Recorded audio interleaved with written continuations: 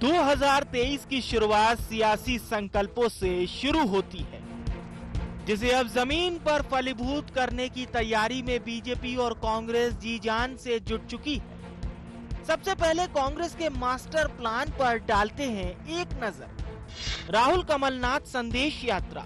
पूर्व सीएम कमलनाथ ने हरी झंडी दिखाकर किया रवाना। भारत जोड़ो यात्रा की तर्ज पर निकाली जा रही मिले कदम जुड़े वतन यात्रा। कांग्रेस पिछड़ा वर्ग विभाग निकाल रहा 1464 किलोमीटर की संदेश यात्रा। 122 दिन में 142 विधानसभाओं में निकलेगी यात्रा। 26 जनवरी से शुरू हो रहा कांग्रेस का हाथ से हाथ जोड़ो अभियान। कमलनाथ ने की संगठनात्मक कार्यों की समीक्षा। वहीं दूसरी ओर विकास यात्रा से पहले बीजेपी में बैठकों का दौर शुरू हो जाएगा, जिसकी पहली बैठक 24 जनवरी को होगी। एक नजर बीजेपी की मैराथन बैठकों पर। 24 जनवरी को होगी बीजेपी प्रदेश कार्य समिति की बैठक। 26 जनवरी को होगी जिला पदाधिकारियों की बैठक। 27 जनवरी को होगी मंडल कार्यकारिणी की बैठक। सभी 64,000 बूथों पर होगा बैठक का आयोजन। 5 से 25 फरवरी तक निकाली जाएगी विकास यात्राएं। कांग्रेस की बैठकों पर तंज कसते हुए गृह एवं जेल मंत्री डॉक्टर नरोत्तम मिश्रा बोले कि कमलनाथ ने तो पूरी कांग्रेस बिठा दी है। वहीं राहुल कमलनाथ संदेश यात्रा को उन्होंने चुनावी पर्यटन बताया। कमलनाथ जी ने बैठक कर करके पूरी कांग्रेस ही बिठा दी। मेरा मानना है कि अब वो खड़े होने की स्थिति में कांग्रेस बची नहीं है। देखना, वो जिस दिन निकलती है उसी दिन दिखती है। ये चुनावी पर्यटन भी कहलाता है। चुनाव आते ही जनता की याद आने लगती है और जनता इन सब चीजों को बहुत अच्छी तरह से समझती है और इनके ये भ्रम के जाल में अब जनता आने वाली नहीं है। वहीं बीजेपी की विकास यात्रा पर तंज कसते हुए पीसीसी चीफ कमलनाथ ने इसे फ्रॉड यात्रा बताया। नाथ बोले कि ये यात्रा लोगों को गुमराह करने के लिए निकाली जा रही है, लेकिन मुझे प्रदेश की जनता पर विश्वास है, वो सही फैसला करेगी। बीजेपी बाज नहीं आएगी नाटक नौटंकी करने में। ये विकास यात्रा नहीं है, ये फ्रॉड यात्रा है और लोगों को गुमराह करने के लिए, लोगों का ध्यान मोड़ने के लिए ये यात्रा है। पर आज मुझे मध्य प्रदेश के मतदाताओं पर पूरा विश्वास है कि वे सही फैसला करेंगे।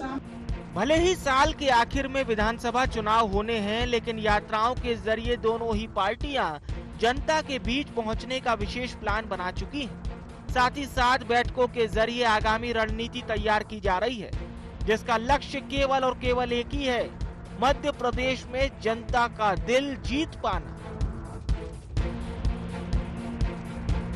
हालांकि इन यात्राओं से मंजिल के नजदीक कौन पहुंचेगा, ये तो आने वाला समय ही बताएगा।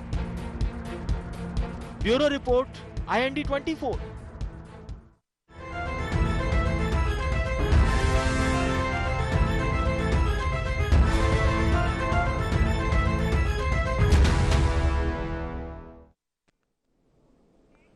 नमस्कार, IND एजेंडा 23 की 3:13 में आपका स्वागत है। मैं हूं आपके साथ नवीन पुरोहित। चर्चा को विस्तार देंगे, उसके पहले IND एजेंडा के मुख्य बिंदुओं की तरफ एक निगाह डालते हैं। यात्राओं से किसे मिलेगी सियासी मंजिल? राहुल कमलनाथ संदेश यात्रा से क्या जाएगा संदेश? भारतीय जनता पार्टी ने संदेश यात्रा को क्यों बताया चुनावी पर्यटन? कांग्रेस का विकास यात्रा को फ्रॉड यात्रा बताने में कितना दम? नमस्कार, इन्हीं सवालों के साथ चर्चा में आप सबका पुनः स्वागत है। 23 के चुनावों की तिकड़म शुरू हो चुकी है। चुनावी रणनीतियां बनना शुरू हो चुकी हैं, जहां भारतीय जनता पार्टी 5 फरवरी से 25 फरवरी तक विकास यात्राएं निकालेगी हर विधानसभा में। वहीं कांग्रेस राहुल गांधी जी की भारत जोड़ो यात्रा को मोमेंटम देने के लिए, उस मोमेंटम को और बढ़ाने के लिए, उसको विस्तार देने के उद्देश्य से राहुल कमलनाथ संदेश यात्रा निकालेंगे और उसमें ये संदेश देंगे कि कमलनाथ और कांग्रेस मध्य प्रदेश के लिहाज से सबसे उपयुक्त विकल्प हैं। कमलनाथ जी ने कहा कि भारतीय जनता पार्टी की जो विकास यात्रा है वो फ्रॉड यात्रा है। वहीं भारतीय जनता पार्टी ने तंज कसा कि कमलनाथ जी ने इतनी बैठकें ली हैं कि कांग्रेस बैठ ही गई है। बहरहाल चुनावों में कौन खड़ा होगा और कौन जीतेगा देखना दिलचस्प रहेगा। इसी मुद्दे पर करेंगे चर्चा। हमारे साथ चर्चा में शामिल हैं पंकज चतुर्वेदी जी, भारतीय जनता पार्टी के प्रवक्ता हैं, मोटिवेशनल स्पीकर हैं। प्रताप भानु शर्मा जी, पूर्व सांसद कांग्रेस के, हमारे साथ हैं। गौरव चतुर्वेदी साहब, वरिष्ठ पत्रकार, हमारे साथ हैं। आप समस्त महानुभावों का बहुत बहुत स्वागत। और सीधा सवाल पंकज जी, कांग्रेस कह रही है, कमलनाथ जी कह रहे हैं कि ये फ्रॉड यात्राएं हैं, आपकी जो विकास यात्राएं हैं फ्रॉड मॉडल है विकास का, उसको लेके जनता के बीच में क्या जाओगे आप? देखिए, ये फ्रॉड मॉडल है या फ्रूटफुल मॉडल है, ये तो मध्य प्रदेश के 19.76% की विकास दर बताती है। मध्य प्रदेश की प्रति व्यक्ति आय 1.25 लाख रुपए वो बताती है। मध्य प्रदेश की जीएसडी भी बताती है कि ये कांग्रेस के लिए फ्रॉड हो सकता है, पर मध्य प्रदेश के लिए और मध्य प्रदेश की जनता जनार्दन के लिए फ्रूटफुल मॉडल है। और फ्रॉड तो इस मध्य प्रदेश में कांग्रेस पार्टी के नेता कर रहे हैं। कांग्रेस पार्टी के जो प्रभारी हैं जेपी अग्रवाल साहब, उन्होंने कल झाबुआ में एक बैठक में स्पष्ट तौर पर मीडिया के सामने कहा कि मध्य प्रदेश में कांग्रेस ने अभी नेता तय नहीं किया है कि किसके नेतृत्व में चुनाव होगा। दिग्विजय सिंह जी, कमलनाथ जी दोनों एक अच्छे राजनेता हैं और यदि सरकार बनने की स्थिति बनी तब तय करेंगे कौन आगे क्या किसका नेतृत्व होगा। और यहाँ 200 रुपए के पोस्टर पूरे प्रदेश भर में लग गए भावी मुख्यमंत्री के, और कमलनाथ जी स्वयं कहते हैं कि मेरे नेतृत्व में चुनाव लड़ा जाए। तो फ्रॉड नवीन जी कौन सा है? ये 200 रुपए लगवाकर, पोस्टर लगवाकर अपने आप को भावी मुख्यमंत्री प्रचारित करना फ्रॉड है। और विकास यात्रा नवीन जी कौन निकालने का साहस कर सकता है? जिसने जनता की सेवा करी हो, जिसने विकास के कार्य किए हो। हम सब बैठे हैं, गौरव जी हैं, आदरणीय प्रताप भानु जी हैं। 2003 के पहले का मध्य प्रदेश नवीन जी आपने भी देखा है, बिजली सड़क पानी को लेकर त्राही थी। इस मध्य प्रदेश में ओवरड्राफ्ट हुआ करता था, तनख्वाह बांटने के पैसे नहीं होते थे। और दिग्विजय सिंह जी ने और उनकी सरकार ने कांग्रेस ने जैसा बंटाधार मध्य प्रदेश का किया सबके सामने है, आज तक लोग नहीं भूले। और आज यदि मध्य प्रदेश बिजली में सरप्लस स्टेट है, पूरे मध्य प्रदेश में नवीन जी मुझे योग से बहुत यात्रा करने का अवसर मिलता है, बाई रोड ट्रेवल करता हूँ। एक एक गांव देहात तक की सड़क है। ऐसे मतलब सागर, आप सोचिए कि 2003 का भारतीय जनता पार्टी का चुनाव अभियान था, उमा भारती जी का आह्वान था कि मैं सागर तक की सड़क बनवाकर यात्रा करूंगी। वो बड़ा इशू था, वो सड़क के विषय समाप्त है। पानी, घर घर नल, घर घर जल जैसी योजना है। उद्योग धंधों को लेकर तरक्की है। खेत खलियान में हर जगह प्रसन्नता और खुशहाली है। विकास के मैंने तमाम प्रतिमान दिए। 3 बड़े इवेंट नवीन जी मध्य प्रदेश में हुए अभी, प्रवासी भारतीय सम्मेलन, ग्लोबल इन्वेस्टर समिट जिसमें 15 लाख करोड़ से अधिक के निवेश की बात है, 29 लाख रोजगार के अवसर सृजन की बात है। अभी भोपाल में G20 की समिट हुई, बड़ा अंतर्राष्ट्रीय इवेंट। और उसके बाद यदि कांग्रेस को लगता है कि ये फ्रॉड है, तो मुझे कांग्रेस की बुद्धि पर तरस आता है। खेलो इंडिया होने वाला है, खेलो इंडिया हो रहा मध्य प्रदेश में, बिल्कुल आपने ठीक कहा। और नवीन जी जनता के बीच जाएंगे तो साहस होगा, तो कुछ किया तब तो जाएंगे। लेकिन कांग्रेस के लिए 18 सालों से खेल ही तो रहे हो जनता के जज्बातों से। नवीन जी, जनता इस परिपक्व लोकतंत्र है और कांग्रेस अपनी कमियों को भारतीय जनता पार्टी के माथे ना डाले। हर 5 साल बाद मध्य प्रदेश में चुनाव होता है। अभी सत्ता परिवर्तन हुआ तो 28 सीटों के उपचुनाव हुए। लोगों ने कांग्रेस की विधायकी छोड़ी और जनता के बीच जाकर आग्रह किया, कमल पर जीत कर आए और फिर बहुमत की सरकार बनी। तो परिपक्व लोकतंत्र जनतंत्र है मध्य प्रदेश का, वो तय करते हैं। कांग्रेस तो ये बताया कि कमलनाथ जी फर्जीवाड़ा क्यों कर रहे हैं, ये कमलनाथ जी फर्जीवाड़ा क्यों कर रहे हैं भावी मुख्यमंत्री का। प्रताप भानु साहब से पूछ लेता हूं, प्रताप भानु साहब बताएंगे, कमलनाथ जी को भावी मुख्यमंत्री कहना, प्रताप भानु जी, क्या ये फर्जीवाड़ा है? कांग्रेस कभी फर्जीवाड़ा नहीं करती। फर्जीवाड़ा और भ्रष्ट आचरण से यदि सरकार बनी है तो भारतीय जनता पार्टी की बनी है मध्य प्रदेश में। जिस पार्टी को और जिसके नेतृत्व को नकार दिया था मध्य प्रदेश की जनता ने, 165 सीट से लाकर 105 सीट पर खड़ा कर दिया था। आज तो उनके इस तरह के बड़बोलेपन का साहस ही उनमें नहीं होना चाहिए। जनादेश उनके साथ नहीं है। और जो यात्रा कर रहे हैं वो कमलनाथ जी ने साफ सही कहा और साफ तौर पे कह दिया कि फ्रॉड यात्रा ही है। जिसने काम ना किया हो, झूठी घोषणाएं करी हो और इस तरह से जनता को प्रोपेगेंडा के माध्यम से गुमराह करने की कोशिश होगी तो इनका उस आईने में इनका चेहरा इन्हें खुद नजर आ जाएगा। ये कह रहे हैं कि बिजली में सरप्लस है तो रात को 12 बजे किसान को बिजली क्यों मिल रही है।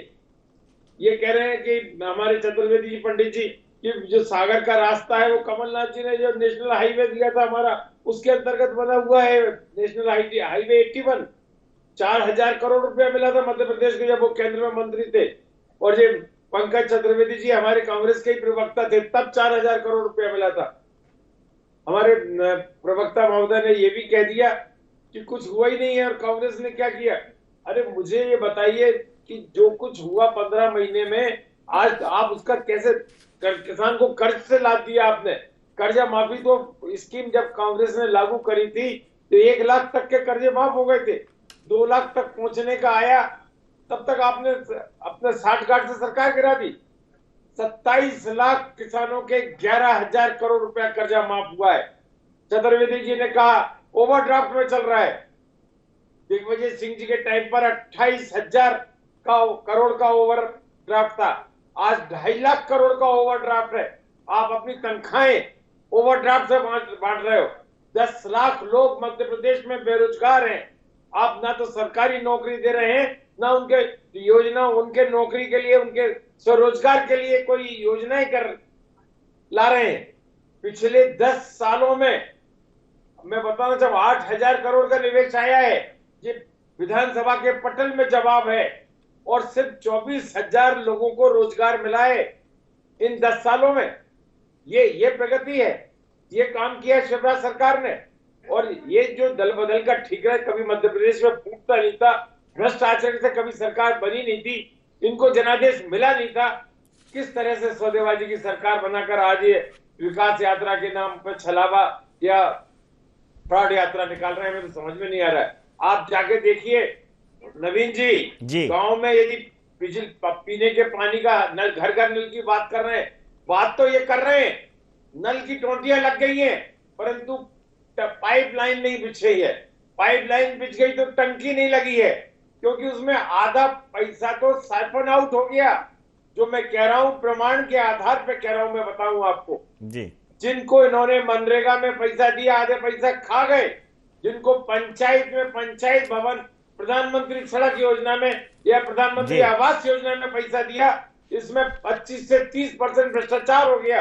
ये सब योजनाएं अच्छा है, जाके देखें, आंख खोलो यात्रा रखना चाहिए ये नाम तो इनको। जी ये आपकी सलाह पर प्रतिक्रिया लूंगा। मैं जरा गौरव चतुर्वेदी जी से प्रतिक्रिया ले लूं। गौरव जी, जिस प्रकार से कांग्रेस भारतीय जनता पार्टी की यात्रा को फ्रॉड यात्रा करार दे रही है और भारतीय जनता पार्टी कांग्रेस की यात्रा को फ्लॉप यात्रा करार दे रही है, वो कह रही है कमलनाथ जी ने तो बैठक कर करके, भारतीय जनता पार्टी का ये तंज है कि बैठक कर करके कांग्रेस को बैठा दिया है। वहीं कमलनाथ जी का कहना है कि ये फ्रॉड यात्रा है, और अभी तो प्रताप बानू साहब ने कह दिया कि इनको तो आँख खोलो यात्रा निकालनी चाहिए, ताकि आंखें खोल के ये देखें कि 18 साल में 9 दिन चले 2.5 कोस वाली स्थिति है। फाइनली दोनों पार्टियां जो है 23 के चुनाव के लिए सक्रिय हो गई हैं, और कांग्रेस भी सक्रियता में इस बार कोई कोर कसर छोड़ना नहीं चाहती। क्या कहें नवीन जी? सवाल इस बात का नहीं है कि यात्रा फ्रॉड है या पर्यटन है। अगर हम 2018 में जब पिछली बार कमलनाथ कांग्रेस की सरकार चुनी गई थी, उसके बाद देखें तो हर साल एक चुनाव रहा है। सबसे पहले लोकसभा के चुनाव हुए, फिर 28 उपचुनाव हुए, फिर नगरीय निकाय के चुनाव हुए, पंचायत चुनाव हुए। चाहे सरकार हो या कांग्रेस हो, दोनों इन चुनाव को जीतने में अपनी ताकत झोंके रही। जो आम जनता के मुद्दे हैं उन्हें दोनों ही पार्टियों ने ध्यान नहीं दिया। ना विपक्ष के नाते कांग्रेस आवाज़ उठा पाई, और ना सरकार इस बात को देख पाई कि आम आदमी की मूलभूत आवश्यकताएं क्या हैं और उन्हें कितनी मिल रही हैं। और सबसे बड़ी हास्यास्पद स्थिति आप ये देखिए कि आचार संहिता घोषित होती है चुनाव के 45 दिन पूर्व, दोनों राजनीतिक दल 1 साल पहले से अपनी तैयारी में जुट गए हैं। लगभग 11 महीने मध्य प्रदेश में अब कोई काम नहीं होगा, अपने अपने ढोल पीटे जाएंगे। ऐसी परिस्थिति में आम जनता को जो मिलना चाहिए वो नहीं मिल पाएगा। आम जनता की जो समस्याएं हैं उस पर कांग्रेस आवाज़ नहीं उठा पाएगी। तो सबसे पहले इन यात्राओं को बंद कर सही मायने में आम जनता की क्या आवश्यकताएं हैं उनकी पूर्ति की दिशा में दोनों दलों को सोचना चाहिए। बिल्कुल ठीक बात। पंकज जी, ये चूंकि अब आप सरकार में बैठे हैं तो पूरा फोकस अब यात्राओं पे, विकास यात्राओं में कहा भी है माननीय मुख्यमंत्री जी ने कि कलेक्टर कमिश्नर सबसे संपर्क साधिए, जो हितग्राही हैं, जो लाभार्थी हैं, उनकी सूची बनाइए, प्रस्तुत कीजिए, अपने उदाहरण के देखिए हमने काम किया है। तो अब तो सब इसी में चला जाएगा, गौरव जी का कहना है, और वही कमोवेश कांग्रेस भी कर रही है। कांग्रेस आँख खोलो यात्रा निकाले, कांग्रेस जनता की बात उठाए, बजाय इसके कि वो, हो सकता है राहुल कमलनाथ संदेश यात्रा में ये संदेश छुपा हो कि आंखें खोलो तो जागरूक बनो, हो सकता है ऐसा हो। लेकिन पंकज जी, चुनावी मोड में सरकार को होल्ड ऑन करना कहाँ तक ठीक है? देखिए नवीन जी, पहले तो आदरणीय प्रताप भानु शर्मा जी के प्रति पूरे सम्मान के साथ कि ऋण और ओवरड्राफ्ट दोनों में अंतर होता है। जब ऋण की सीमा समाप्त हो जाती है, किसी भी राज्य की जीएसडीपी की 3.5% की ऋण लेने की सीमा समाप्त हो जाती है, तो फिर ओवरड्राफ्ट की स्थिति आती है। और वैसी स्थिति भारतीय जनता पार्टी के सेवा काल में 18 वर्षों में एक बार भी नहीं आई। और अभी भी जो ऋण लिया है विकास के लिए, वो ऋण लेने की पात्रता और सीमा के भीतर लिया, उसके से अधिक ऋण किसी को मिल नहीं सकता। वो वित्तीय व्यवस्था, वित्तीय अनुशासन है। दूसरा, जहां तक गौरव जी ने कहा, तो भारतीय जनता पार्टी सरकार की जो विकास यात्रा, क्या यात्रा नवीन जी, हम आम आदमी से, हितग्राही से सीधा संपर्क कर रहे हैं। तो जिसके लिए योजनाएं हैं, उन योजनाओं के क्रियान्वयन के उपरांत धरातल पर क्या स्थिति है, जो श्रेष्ठ कार्य किया है उसमें कोई सर्वश्रेष्ठ करने का अवसर है क्या, जो सर्वश्रेष्ठ किया उसकी निरंतरता का अवसर है क्या, यदि निरंतर है तो उसको और उन्नयन करने का अवसर है क्या, इन बिंदु पर बातचीत करेंगे तो जनता के मुद्दे कैसे पीछे छूटेंगे। योजनाएं तो मतभेद सरकार की, चाहे लाडली लक्ष्मी योजना हो, तीर्थ दर्शन योजना हो, कन्यादान योजना हो, किसान की योजना हो, नौजवान की योजना हो, खेत खलियान की योजना हो, योजना तो आम जनता की है ना सर, और हितग्राही से संवाद है, तो जनता कहां पीछे छूट रही है। मुझे कांग्रेस का नहीं पता कांग्रेस क्या कर रही है, कांग्रेस जाने, कांग्रेस के लोग जाने, उनका विषय है, और उनको अधिकार भी अपनी यात्रा, बैठक उठक सब करें, उसको दिक्कत की बात नहीं है। भारतीय जनता पार्टी नवीन जी कभी भी चुनाव केंद्रित राजनीति नहीं करती। हमने, जैसा मैंने आपसे आग्रह किया कि विकास किया है, तो अपने विकास को, यदि आज समय काल परिस्थिति की आवश्यकता है कि अपने विकास को अपनी जनता जनार्दन भगवान के सामने रखें कि भगवान जनता जनार्दन, ये सेवा कार्य भारतीय जनता पार्टी की सरकार ने किए हैं, आपके समक्ष प्रस्तुत हैं। और कहीं सुधार की, उन्नयन की, श्रेष्ठ सर्वश्रेष्ठ की यदि अवसर हो तो उससे अवगत कराएं, हम वो कार्य भी करेंगे। क्योंकि ये राजनीतिक दायित्व का विषय नहीं नवीन जी, ये नैतिक दायित्व है। आपको यदि जनता चुनकर सतत रूप से भेज रही है, बार बार आशीर्वाद दे रही है। दूसरा, प्रताप भानु जी भाई साहब बोल रहे थे कि ये सरकार जो है खरीद फरोख्त की सरकार है। काहे की खरीद फरोख्त? मैंने कहा कि 28 लोगों ने 22 ने इस्तीफा दिया, बाकी कुछ खाली सीटें हुई, दिवंगत हुए, और चुनकर आए। 2 लोग दिवंगत थे, उसमें 26 लोगों ने इस्तीफा दिया था अपना, और फिर चुनकर आए। जोरा में दिवंगत हुए थे, आगरमालवा में भाजपा के विधायक दिवंगत हुए थे, तो जनता के बीच चुनकर आए, तब भी चिल्ला रहे थे 28-0 15 महीने में। और कौन से किसान का नवीन जी क्या वादा था राहुल गांधी जी का, कमलनाथ जी का? हाथ उठाकर 10 दिन के भीतर 2 लाख तक का कर्जा माफ। नहीं तो मुख्यमंत्री साहब, कौन से किसान का 10 दिन के भीतर 2 लाख तक का कर्जा माफ किया नवीन जी? ये 5,000 10,000 नीले फॉर्म, पीले फॉर्म, गुलाबी फॉर्म, 4,000 रुपए बेरोजगारी भत्ता था, चवन्नी किसी को नहीं दी, ढोल चराने का प्रशिक्षण दिया, बैंड बजाने के दिया, पेट्रोल डीजल पर 5-5 रुपए प्रति लीटर कम करना था, 5-5% सेस बढ़ा करके बाबू जी कमलनाथ जी कौन सी बातें करते हैं ये? पूछ लेता हूं, तो इसीलिए कहते हैं कि पूछ लेता हूं प्रताप भानु जी से, पूछ लेता हूं प्रताप भानु जी, कौन सी बातें करते हो और कहां की बातें करते हो? ये कह रहे हैं कि कुछ तो किया नहीं है 15 महीनों की सरकार में। देखिए नवीन जी, हम कुछ भी कहेंगे तो पंकज जी के गले तो उतरने वाली नहीं है, क्योंकि इन्हें ढोल तो बीजेपी के पीटना है। भाई पंकज जी के गले उतरे ना उतरे, जनता के गले उतर जाए। आप क्या करें, जनता के गले तो उतर रही है। महंगाई और गले से थोड़ा और नीचे उतर जाए, दिल तक उतर जाए। 100 के पार कहां गया? 2 करोड़ लोगों को रोजगार देंगे, कहां गया? विदेश से काला धन लाएंगे, कहां गया? महंगाई कहां आसमान सुरसा की तरह बढ़ती आ रही है। किसानों के लिए समर्थन मूल्य की बात करी थी, वो कहां गया? किसानों का जब शिवराज सिंह ने कहा था 50,000 का कर्जा माफ करेंगे, वो भी नहीं करा। आज प्रदेश में 34 लाख किसान डिफाल्टर हो गए इनकी गलत नीतियों के कारण। और हमारे विद्वान पंकज जी से यह बताना चाहूंगा, ऋण और ओवरड्राफ्ट एक ही सिक्के के 2 पहलू हैं। मतलब मध्य प्रदेश सरकार कर्जदार है, चाहे ऋण के रूप में हो चाहे ओवरड्राफ्ट के रूप में हो। 28,000 करोड़ से बढ़कर 2.5 लाख करोड़ हो गया। ये इस सरकार का एक व्हाइट पेपर तो निकाल दो आप, श्वेत पत्र, कि ऐसा क्यों हुआ। आमदनी 98 और खर्चा रुपया। इवेंट मैनेजमेंट में करोड़ों रुपया खर्च कर रहे हो। यदि इवेंट मैनेज 5 आपने इन्वेस्टमेंट की मीट करा दी, 6ठी अभी हो गई इंदौर में, इनमें 11,000 करोड़ रुपया खर्च हो गया। इतने में कितने किसानों का कर्जा माफ हो जाता? जरा गणित तो लगाएं, हम और आप बैठ जाते हैं साथ में, हमें कोई दिक्कत नहीं है। हम पंकज भाई के साथ बैठ सकते हैं, हमारे छोटे भैया हैं वो। ठीक है ना, मैं गौरव जी से प्रतिक्रिया लूंगा।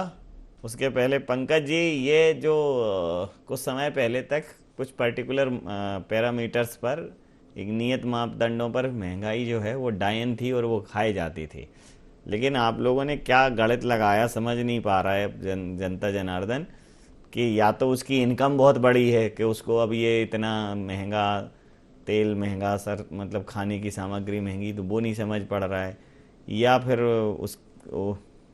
मतलब कुछ तो किया है आप लोगों ने, कुछ है अद्भुत। लेकिन देखिए नवीन जी, अद्भुत नहीं, अद्भुत सेवा कार्य है। चाहे दिल्ली की मोदी जी की सरकार हो या मध्य प्रदेश की शिवराज जी की भारतीय जनता पार्टी की सरकार हो, यदि आपके भाव में सेवा और सेवक का भाव है तो फिर वही अद्भुत होता है। अच्छा। और भाव और भावना से ही चीजें बनती हैं। मैं देखिए जानना चाह रहा था प्रताप कि भानु जी, देखिए बात समझिए अब आप पंकज जी की, कि जब आदमी के अंदर का भाव जागृत हो जाता है तो फिर वो मोल भाव करना छोड़ देता है और बाजार भाव पे ध्यान देता नहीं। सर मैं कुछ और भी जोड़ रहा था नवीन जी। मैं ये भी आग्रह कर रहा था, मैं कह रहा हूं कि बाजार भाव की बात कर रहा हूं, मैं मन के भाव की बात नहीं कर रहा जी। मैं तो ये पूछ रहा था भाई साहब से कि श्रीमान कमलनाथ जी ने एक इन्वेस्टर मीट कराई थी नवीन जी, उसका नतीजा बताया था, वो भी चलिए। Magnificent MP, magnificent MP. दूसरा नवीन जी, मैं ये भी जानना चाहता हूँ प्रताप भानु जी भाई साहब से, सर उत्तर सुन तो लीजिए। एक और सवाल सर, एक और सवाल भाई साहब, एक सवाल अरे एक सवाल भाई साहब और ले लीजिए भाई साहब, एक सवाल करोड़ का इन्वेस्टमेंट आया भाई साहब, एक सवाल और ले लीजिए भाई साहब। मैं ये पूछा हूँ, कमलनाथ जी देश के 2 नंबर के उद्योगपति हैं, 45-50 साल से जितनी मेरी आयु मध्य प्रदेश में राजनीति कर रहे हैं। मध्य प्रदेश में नवीन जी पूछिए कमलनाथ जी का कौन से उद्योग धंधे लगे? धेले का निवेश नहीं किया मध्य प्रदेश में, मध्य प्रदेश के नौजवान को रोजगार खुद को ही निवेश कर दिया है मध्य प्रदेश में, खुद का ही निवेश कर दिया है। जी जी जी सर, समझ रहे हैं, कमाई करी सर, जी कमाई करी सर जी, अभी समझते हैं। हाँ जी, कमलनाथ जी के मैग्निफिसेंट एमपी में 74,000 करोड़ के निवेश प्रस्ताव आए थे, जिसमें से 46,000 करोड़ के आ गए थे। ये पेपर रखा हुआ हमारा नहीं है, ये है। अंतिम प्रतिक्रिया के साथ चर्चा समाप्त करूंगा, अंतिम प्रतिक्रिया के साथ चर्चा समाप्त करूंगा। गौरव जी, कुल मिला के देखिए, अब आप भले ही कहें कि जनता की आवाज, लेकिन मुझे लगता है कि ये जो राहुल और कमलनाथ संदेश यात्रा है, इसमें शायद जनता से संबंधित मुद्दे ही मुखर होंगे, और वो अगर जन जागरण का काम करेंगे तो कांग्रेस के लिए अच्छा होगा। बाकी भारतीय जनता पार्टी विकास यात्राओं में जाएगी, तो अब तो भारतीय जनता पार्टी अपना रिपोर्ट कार्ड लेके जा रही है, याद दिलाएगी या और याद करेगी कि क्या किया है, क्या करना है।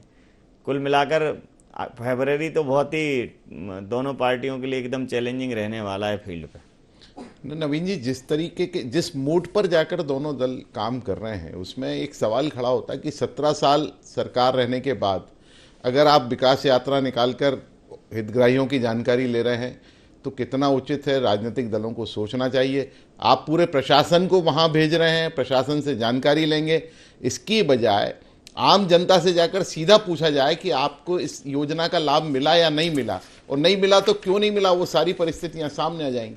इसलिए मेरा फिर ये कहना है कि विकास यात्रा या संदेश यात्रा को छोड़कर आम जनता के मुद्दों को प्रभावी तरीके से सामने लाया जाए और उन्हें दूर करने का काम करे, चाहे वो सरकार हो या विपक्ष। जी, समय सीमा के चलते मैं ये चर्चा यहाँ समाप्त करूंगा। आप समस्त महानुभावों का बहुत बहुत धन्यवाद, बहुत बहुत आभार। तो मध्य प्रदेश में भले ही अभी चुनाव को पूरा लगभग साल ही बाकी है, लेकिन ये पूरा साल ही चुनावी है, और चुनावी साल का मौसम जो है वो गुलाबी रहने वाला तो नहीं है। चुनावी साल का मौसम काफ़ी झंझावातों भरा रहने वाला है, जहां भारतीय जनता पार्टी विकास यात्रा निकालकर अपनी उपलब्धियां गिनाएगी, वहीं कांग्रेस राहुल कमलनाथ संदेश यात्रा, हालांकि उसमें भारतीय जनता पार्टी की क्या कमियां खामियां हैं और राहुल जी और कमलनाथ जी का क्या संदेश है, वो प्रदेश की जनता तक पहुंचाएंगी। कुल मिलाकर दोनों पार्टियां चुनावी रण में उतर चुकी हैं, और निश्चित रूप से जब चुनावी माहौल हो जाता है तो जो महत्वपूर्ण मुद्दे हैं वो कहीं ना कहीं अलग थलग पड़ जाते हैं, प्रशासनिक मशीनरी लगभग जाम सी हो जाती है और उसका काम जो होता है वो कानून व्यवस्था और तमाम इवेंट्स को, तमाम प्रोग्राम्स को मैनेज करना रह जाता है।